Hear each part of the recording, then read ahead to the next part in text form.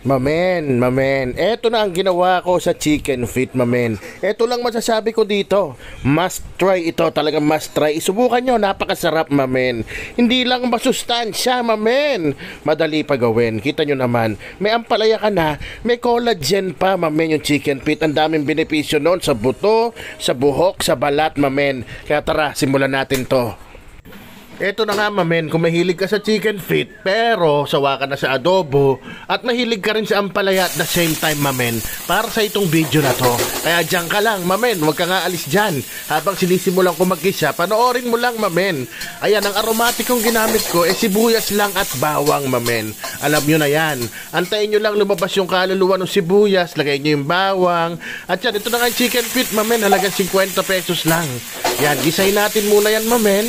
I-mekos lang natin, mamen. At nga pala ha, as usual, baka pwedeng pa-comment, mamen, kung saan ka nanonood ngayon para naman malaman ko kung saan nakakaabot tong video.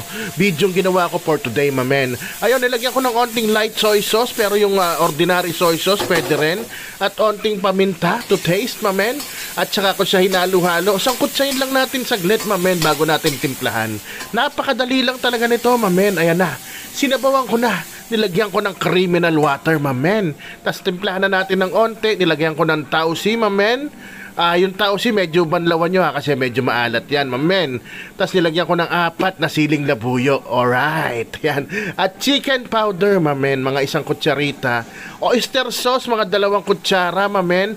At ito, nor seasoning, pampalinamnam, pero optional lang. Onting pitik lang, mamen, at bikwasan nyo ng onting asukal, mamen. Kung ayaw mo mag-asukal, ikaw na bahala, huwag ka na maglagay. Pero kasi, pambalanse yan ng mga maaalat na nilagay natin, mamen. At antayin nyo lang lumambot. Pag kinapos sa tubig, dagdagan nyo. Ganun kasimple lang yon. Kayo na bahala sa lambot na gusto nyo. Pero ako, 30 minutes ko pinakuluan yan. Sinimmer ko sa mahinang apoy. Dinagdagan ko na lang ng tubig nung kinulang. At tinikman ko na, mamen. At kung nanonood ka pa dyan, mamen, baka pwede naman pakilitin ng onte, pakilike and share ng video para malaman ng iba. At masubukan nila itong bago ko natuklasan na napakarap sa, mamen.